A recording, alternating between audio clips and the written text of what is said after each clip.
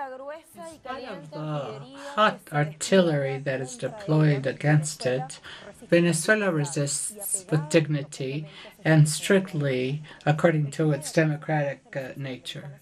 The harassment is worse and has set it in the core of the world interest after the oath of President Nicolás Maduro for his second term after being re-elected last year with more than 6 million votes. Nevertheless, an agenda of ignorance of the democratic game through an interventionist act. They were in this protocol more than 90 delegations and tens of spokesmen of organization of ALBA, TCP, Arab League, Noel, and leaks. What derivations come from this attempt to delegitimize a country like Venezuela? What geopolitical considerations can be drawn from these political specificities that this country confronts? And what is this U.S. mechanism if they support or not the interference against Venezuela? Containment wall, guarantee for peace, part 2 is our critical move today.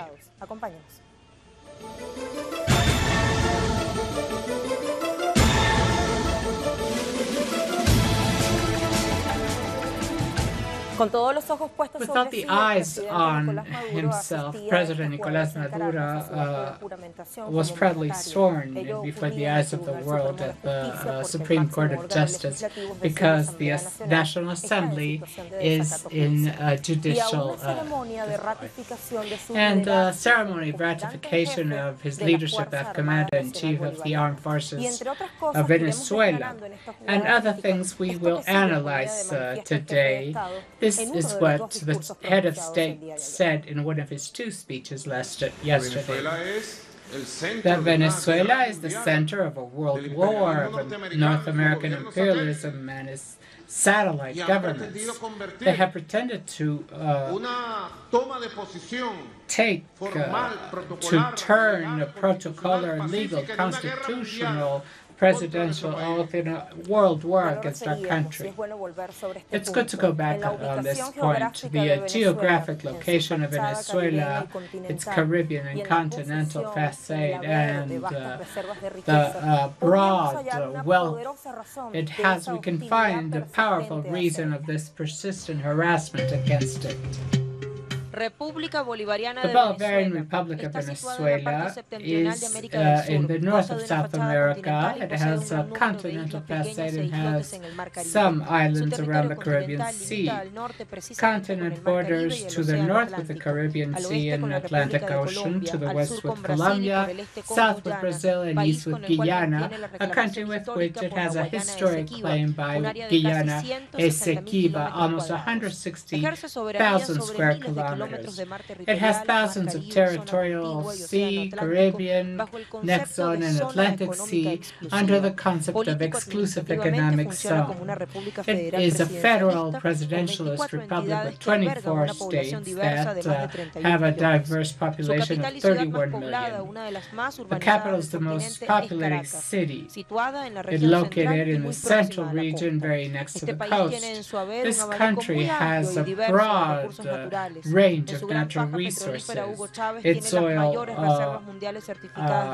sector, Hugo Chavez, has the largest oil reserves and natural gas. It has all derivatives of these products. We have a variety of minerals in the mining arc of the Orinoco, fishing and farming products, in its seeds and fertile land that cross all its geography. Its beauty and enviable biodiversity makes of Venezuela an attractive country for tourism. It has founded United Nations, OAS, ALBA, TCP, UNASUR, Petrocaribe, EGLAC, OPEC, and NOAA that is currently chaired by Venezuela. Other data that give us different, taken from different web sites like Comisión Verdad. 10 essential political readings from January 10. This article I will show you now says, in spite of whatever is said in the internal Venezuelan state, what happens in Venezuela is commanded by the external front. In other words, it's the foreign interests that rule the events that place Venezuela as the center of world interest. Venezuela is an angular stone for resources, and it's a pivot of a sub-regional influence that in the last 20 years has subjected Washington's power in what it believes is its backyard. Now I go to Venezolana de Televisión, state channel of Venezuela, its webpage, btv.gov.v. It's part of the news that came out of what happened yesterday in an intense journey. The head of state declared from the Court of Justice, I challenge, we have it here, I challenge to form a summit from the inside to reach an agreement that allows us to become a and overcome this weather of ideological intolerance in the continent. He was proposing a presidential summit in Latin America to have a dialogue and discuss regional matters face-to-face, as the head of state said yesterday.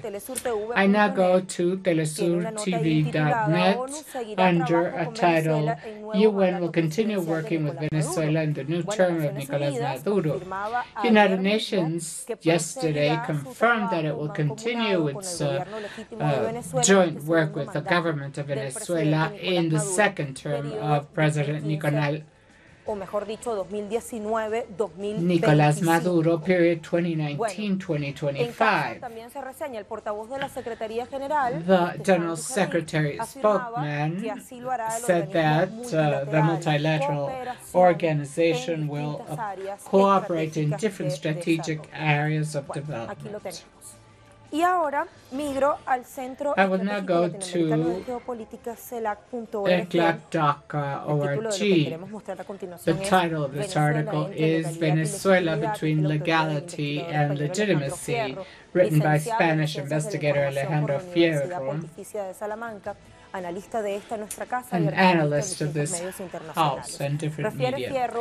Fierro talks about the concept of international community that has been used in these days that lacks a sense, at least in the way it was used since the fall of the Berlin Wall. It is true that among the 46 states that say that they will not recognize Nicolás Maduro include some heavyweights, starting by the United States, Germany, France, UK, and Brazil. But it's also true that 148 nations did not join this idea, like Russia, China, and India. All Asia, excepting Japan, has rejected to join this initiative conducted by the United States. The same is said about Africa. In demographic terms, those territories represent 6.3 billion people of those who inhabit the planet. We want to review the news with much more details because this allows us to analyze our critical move on Venezuela in the world. From Caracas, Luis Tavera tells us what happened. Tell us how the media addressed this today, the day after that news. Greetings for you, Lucy, and the viewers. Several key news must be analyzed during this day after the presidential sword. Early morning in the Venezuelan capital, several political organizations and citizens joined and were witnessed through several monitors monitors placed on the streets to see when the president arrived to the Court of Justice of Venezuela in order to take office. Regarding the international media, while it's true that Venezuela was international news, they wanted to show desolate Venezuela with any kind of alliances or support. Nevertheless, yesterday we saw more than 90 delegations from the world, including heads of state like Cuba, Bolivia, who attended and joined the president in this swell. Others said that OAS had not recognized this act, but yesterday several organizations with the same weight said that the act was constitutional, and then they acknowledged the new term of President Maduro. Another item that we must analyze is the position of citizens in general. They said that Venezuela has shown its democratic culture for 20 years through votes. And after the vote of May 20th, like last year, President Nicolás Maduro took office yesterday for a new term. During his speech in the Court of Justice, the Supreme Court of Justice, the President emphasized on several components that he will exercise in this new term by 2025. And it's combat this financial blockade and the media complot, which he has mentioned all this time, that seeks to unstabilize Venezuela politically. The people raised their voice on the streets yesterday to defend Venezuela. The people were talking about social inclusion and protection, and all the protection the elder have had, and the acknowledgement of indigenous people that yesterday joined the President Nicolás Maduro. The analysts said that the headings in social networks were taking away powers, but they also said that they were detailing the legal framework why the Venezuelan head of state had to swear before the Supreme Court of Justice because the National Assembly is in a state of illegality that keeps it from being an entity to swear the president. This is a quite complex context. Nevertheless, what many international governments like the Group of Lima had declared that was impossible. Nevertheless, yesterday, January 10th, Caracas had a completely normal journey. We visited several points of the city. People were working in their daily activities, and also in the center of Caracas, people were supporting the president's swear.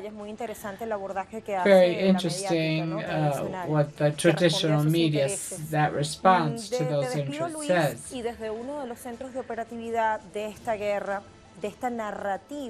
From all the center of operations of this narration against Venezuela, we will link with Alina Duarte from Washington. Hello, Lucia.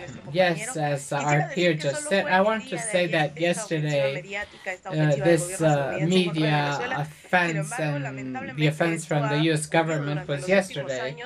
But nevertheless, this has happened in the last years, and with Donald Trump, this has increased. Unilateral economic sanctions. They truly like to change the words and call them sanctions. Well, actually, they're not punishing something. They're punishing that they are not following orders as they were used to before the 90s. So this has happened for several years with Donald Trump, nevertheless. This is more profound, and the media have not recorded it. The debate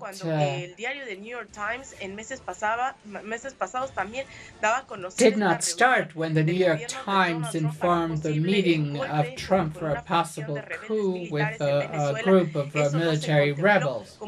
This was not reported, and neither was the actions of OAS that has insisted in meeting systematically to discuss the topic of Venezuela. It's not that they're not interested in Venezuela, but they don't put the same accent, and this happens with other problems in the region. There's a political speech behind this, and this is public, and nevertheless, it's not published. Like yesterday, the phone call of Secretary of State Michael Pompeo with Juan Guaidó, who belongs to the unlawful General Assembly. The people who have fled from Venezuela and have sought self-exile in the United States live in complete impunity in the streets of Washington and Miami. They hold these meetings, they report in the media against the Venezuelan government, but nevertheless this doesn't seem to be important, as well as the speech that Donald Trump declared at a given time to use this speech that Venezuela could be a threat to U.S. national security in order to consider military intervention. This is the U.S. narrative that loves to say it is a full democracy, an example. Thank you, Alina. We must ask ourselves what signs lead us to think that the boycott against President Maduro taking office is part of a plan much bigger than we think. That has nothing to do with what the sectors that promote the war against Venezuela say. That is respect for democracy. It's also good to ask how significant is the fact that some countries, so-called Group of Lima, decide not to recognize President Maduro in this next term. We will analyze this after this pause.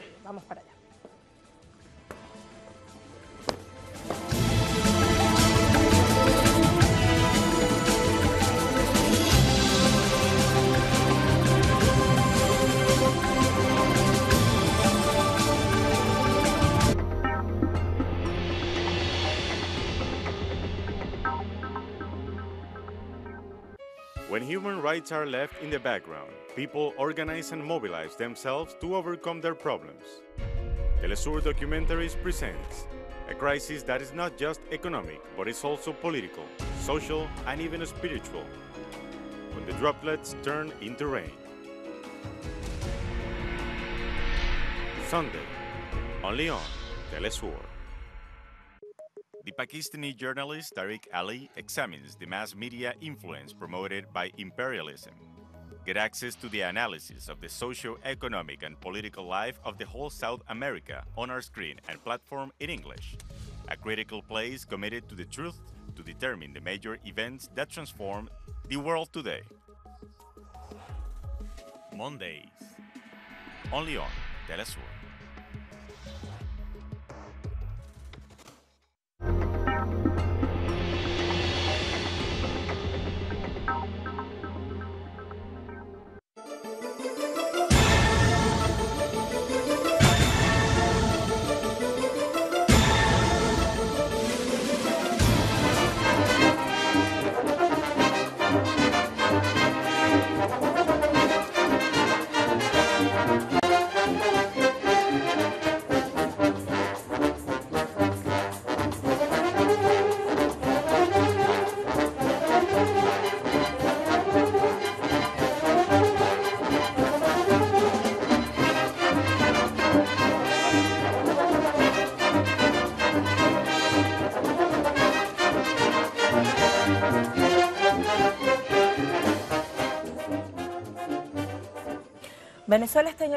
Venezuela is at the core of attacks for several of the conditions that gives it grants the exceptional geographic situation and the world regime earned with struggle since the Bolivarian Revolution arrived.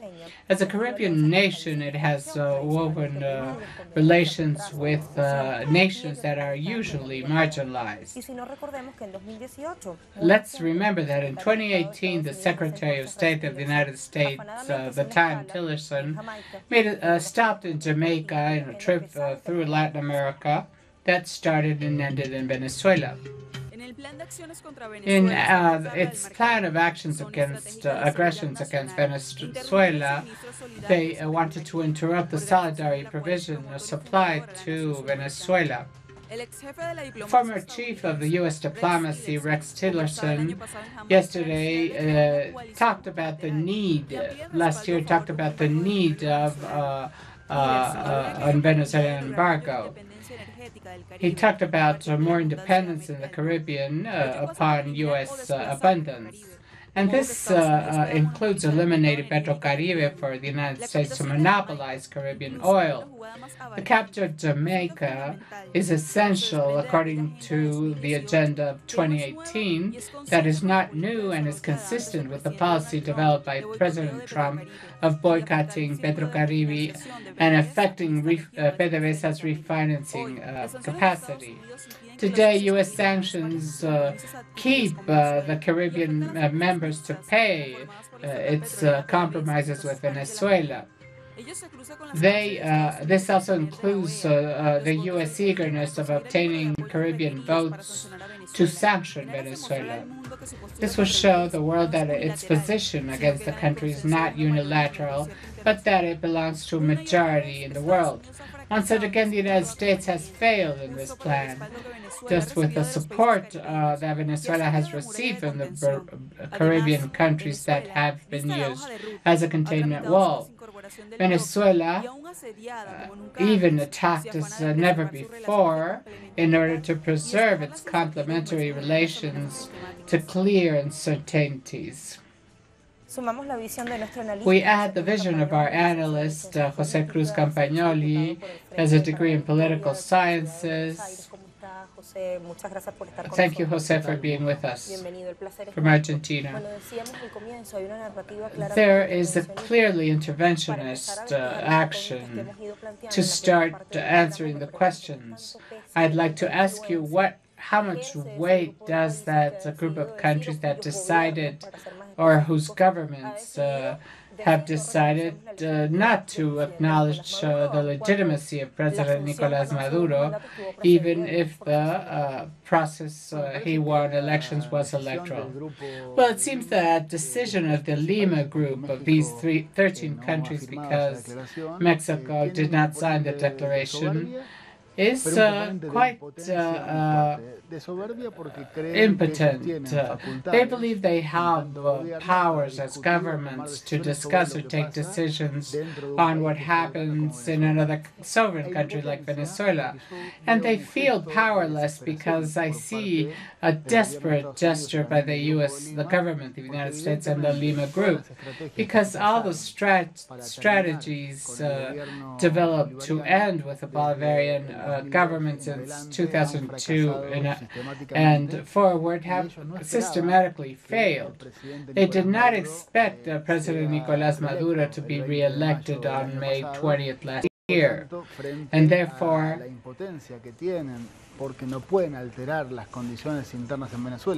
feeling powerless to alter the conditions in Venezuela, and because in spite of the complex situation, the people continue supporting the revolution. I think this is an act of a desperate act, and that from my point of view, of course it's not good, and this damages, but has scarce practical effect regarding the possibility of influencing in the events inside Venezuela. Why such systematic failure? You tell us that the United States and its allies systematically fail in their attempts to unstabilize Venezuela. Well, on one hand, I think that the United States in a position, a falling position in world terms. It is no longer the only power that commanded the world, but now we have a multipolar world with China, India, Russia, has made U.S. power fall. And on the other hand, the countries or the governments of the region that are part of the Lima Group are having trouble in many cases at the time of talking about legitimacy inside their countries. And on the other hand, I think that the Venezuelan people and the Chavez governments in 1998 started a course of action and a road of sovereignty, of dignity, self-determination, affirmation of its sovereignty that has strongly penetrated in the souls of the people. And after 25 elections in 20 years, the revolution has succeeded in 23. And when it lost 2007, 2015, it has recognized the loss. So the Venezuelan people supports this government because they feel part of it. So that's strength, and the weakness inside the Group of Lima and the global policy of the United States tell us that they are systematically failing and are unable to reach the goal, which is to overthrow the government of Venezuela. Let's talk about the arguments of one of the parties that it's not new. The fraudulent National Elections Council. Not all the political opposition parties participated. They also say there were no independent international observers, and they omit several things. For example, regarding political forces didn't participate, but they don't tell them that they were voluntarily refused to participate. I ask if these statements influence the people. Of course, in a confrontation of this kind, the first the party that loses is truth. On one hand, the Group of Lima, including Macri, believe that the National Assembly is the legitimate government that was elected in 2015. That election in 2015 had the same constitutional guarantees, the same procedures, the same international observers that the election of May 20th, 2018. So why do they recognize the election in 2015 and not the one in 2018? Secondly, last year on July 30, there were a referendum on the constitutions. The opposition decided not to participate. There were 8 million voters. On October 20th, all the opposition participated. I was attended as observer. And the opposition lost. On December 10th, in the elections for 335 mayor's office, half participated, 5 abstained, and they also lost. And the elections of May 2018, Henry Falcón had 2 million votes. Javier Pretuch had 1 million votes. So one part of the opposition attended and the other didn't. So the argument that there are no constitutional guarantees for the opposition to be able to participate freely are false.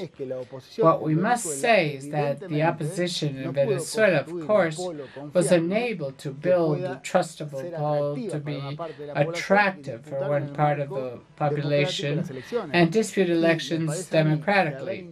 And I think that trying to attempt a coup and guarimbas as a mechanism has made the opposition fall in huge discredit.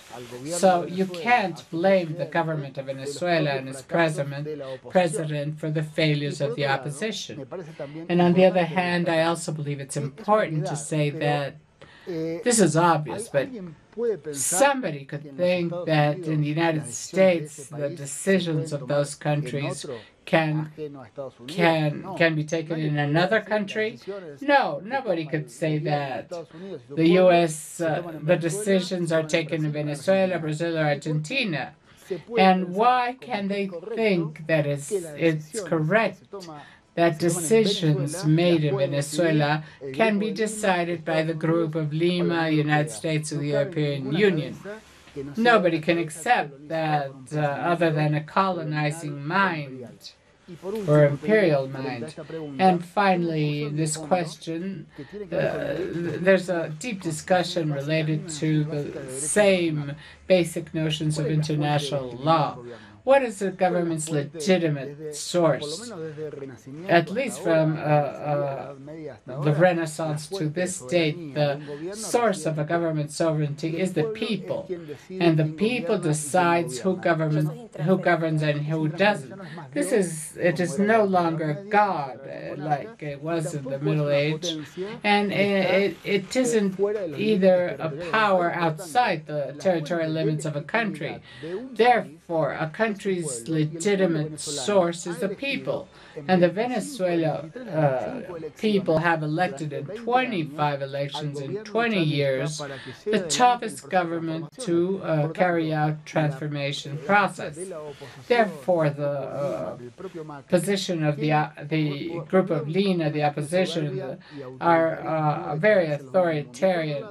And on the other hand, they are precarious in arguments because they don't want to say where the source of sovereignty is and who takes decisions in a sovereign country, even if they don't like it. It is the people, in this case, the Venezuelan people. Jose, we must also think how geopolitics developed by the Bolivarian Republic of Venezuela by creating operative functional alliances for multipolarity is a well for containment and guarantee for peace. We're going to make a small pause and then come back for this answer.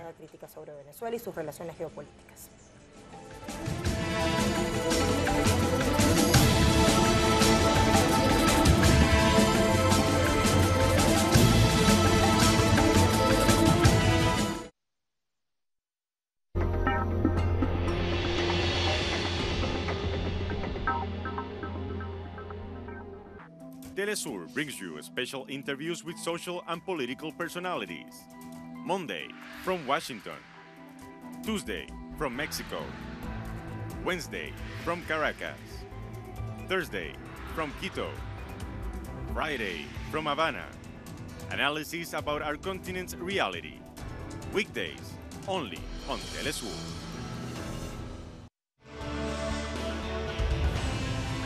In a world infested by inequalities, abuse of power, and injustice, the American journalist Abby Martin covers the struggle for fundamental rights worldwide. Deepen into the search of files which uncover the empire's strategies through our screen and web platform in English.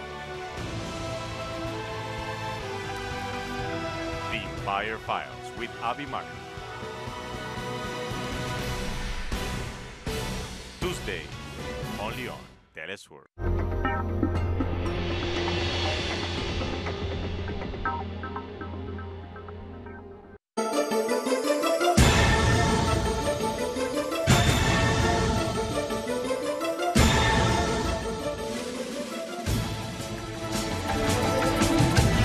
Estamos de vuelta. We're back. Venezuela has developed a transcendent geopolicy addressed to deviate the financial block that comes from the United States. That geopolitics includes the facts we remind that are not the only but are exemplary. The United States has repeatedly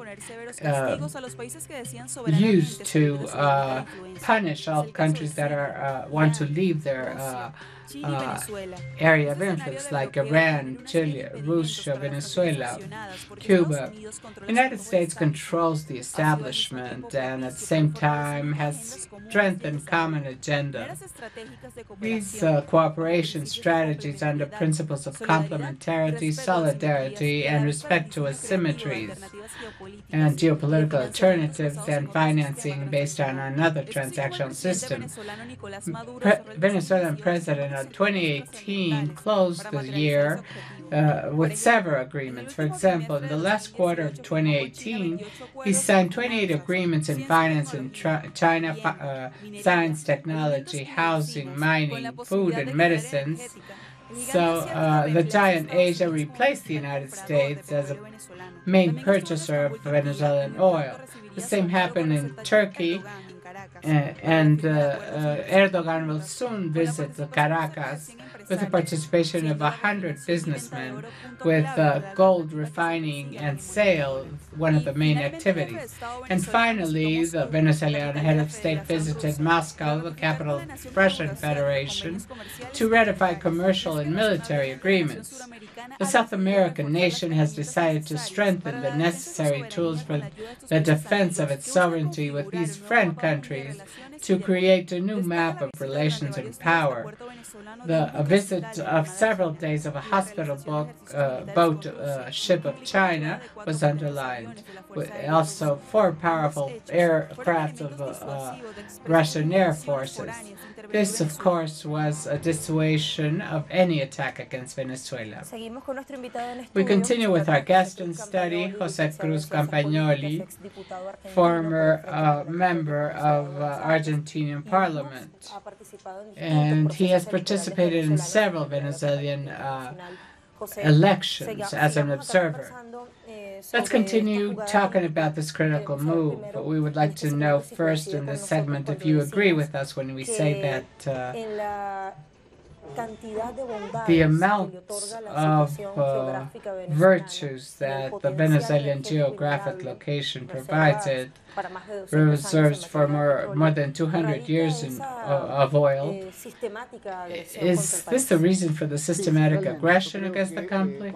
Yes, I do believe when we go back in time and you see the invasion of the United States to Iraq in 2003, the argument was massive destruction weapons, and then it was proved that was false.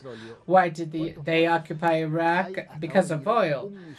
Until now, there is 1 million dead in Iraq, the same in Libya and in Syria, where forces have been based and its president remains there.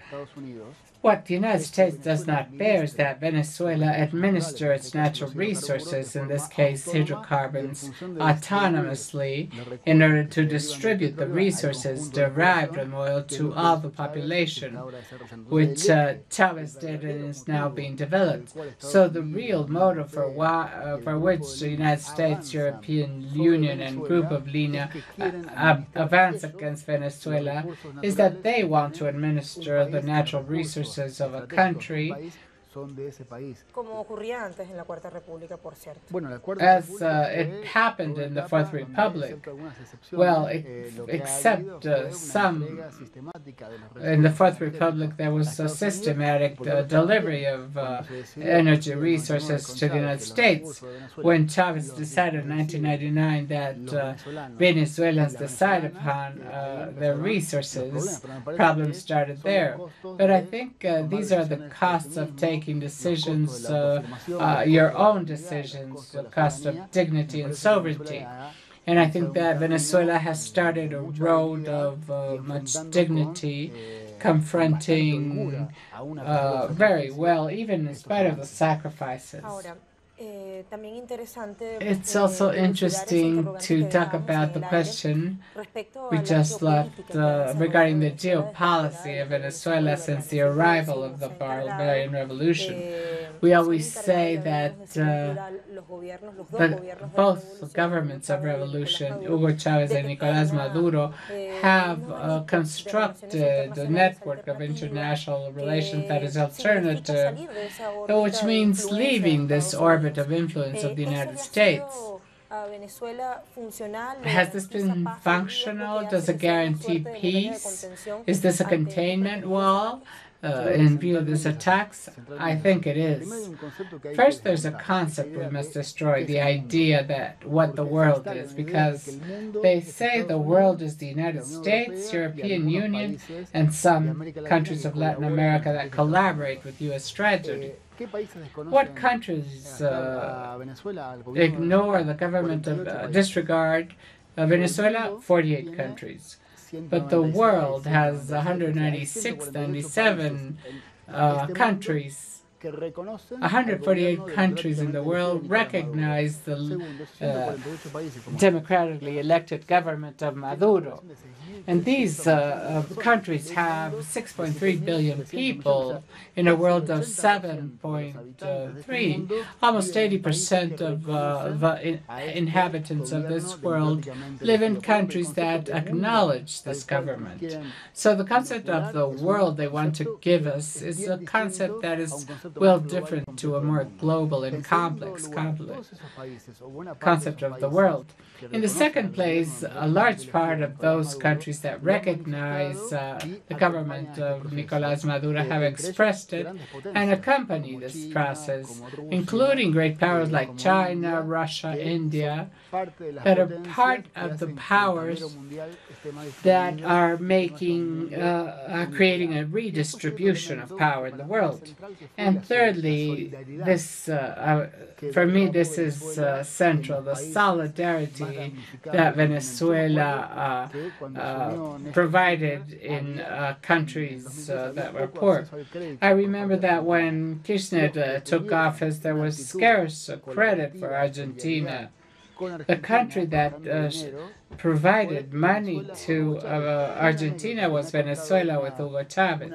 And an anecdote that I learned from a dear peer in Venezuela, it says that within the diplomacy among the peoples there, Venezuela made an agreement with the south of New York, the Bronx and Harlem, and for the first time in history, oil arrived and children could play in the floor because it was no longer cold.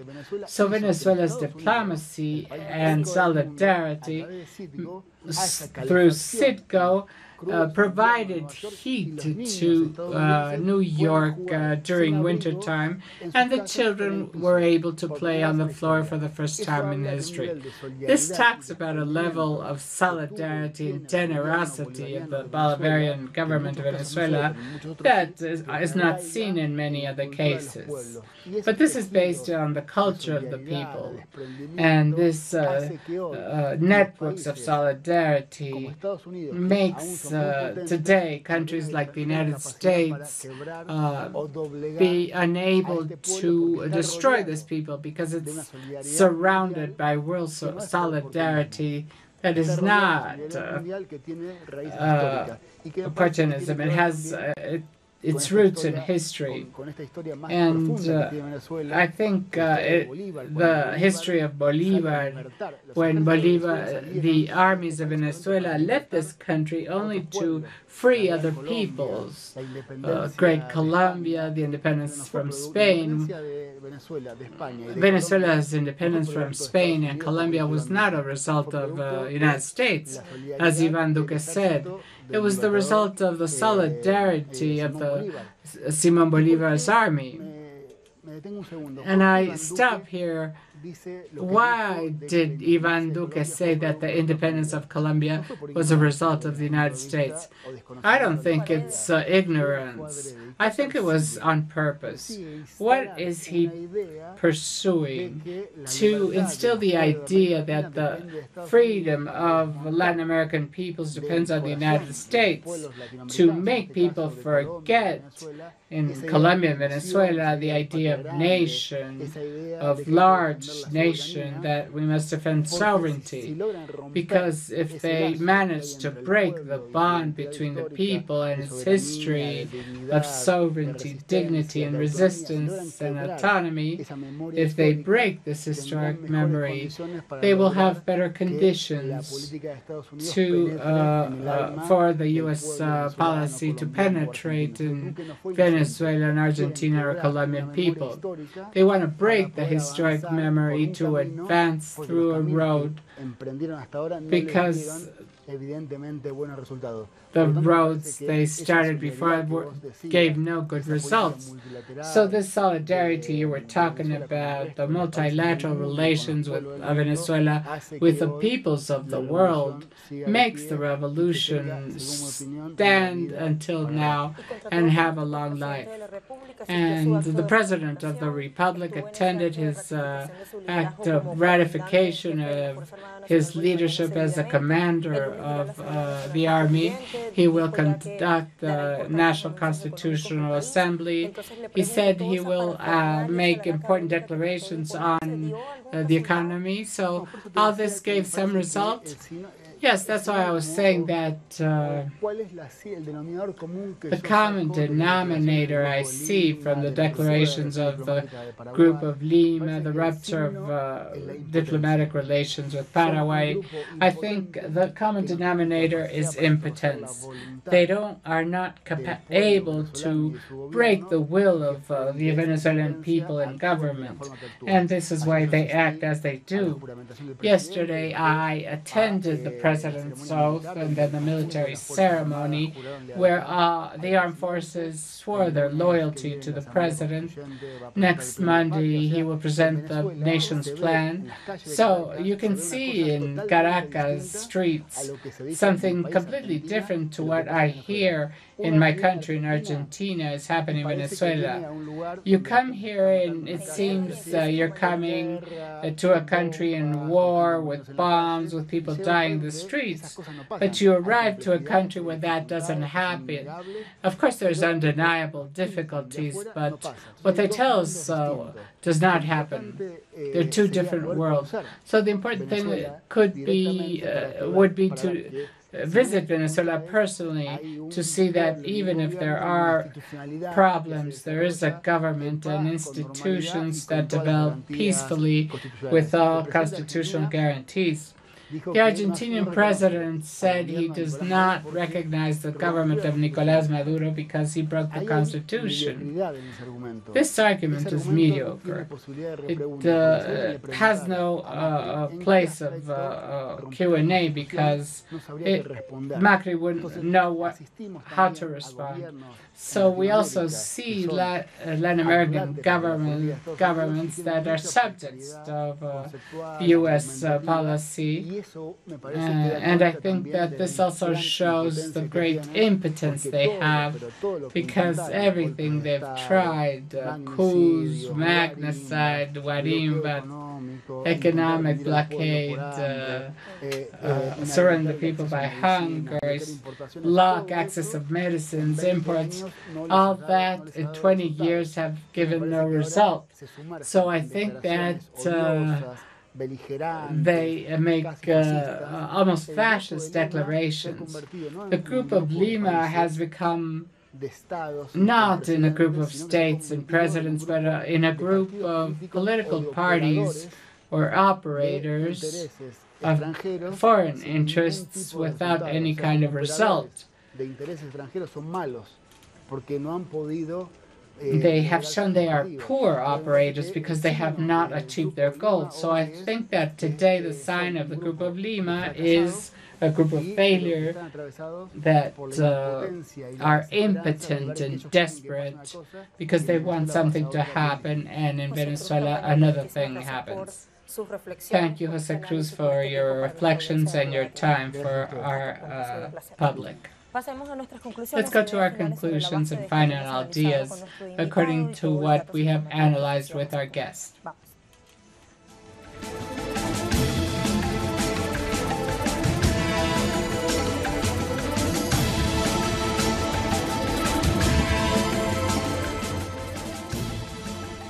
They pretend to impose an intervention with a void of arguments, concepts, but also the notion of state law. This is the cost of having chosen sovereignty, the administration of our own resources, the redistribution of wealth, and the recovery of a people's memory. The actions of the enemy respond to impotence, but also the expansionist will. Solidarity, generosity are giving result to Venezuela. There is little influence of the group of Lima that has no capacity to break the will of our president and our constitution. In the case of the United States, it would seem that it is a falling position and its unstabilizing plan, together with its subject countries, Brazil, Argentina, Colombia. It has some helicopters that have landed in the Panamanian base of Darien for joint actions, and some ships of ExxonMobil entered Venezuelan waters. And this also represents an element that of the provocation made against this South American nation. This has been our Friday's Critical Move. Thank you for trusting us. We will meet from Monday to Friday next week. Good weekend.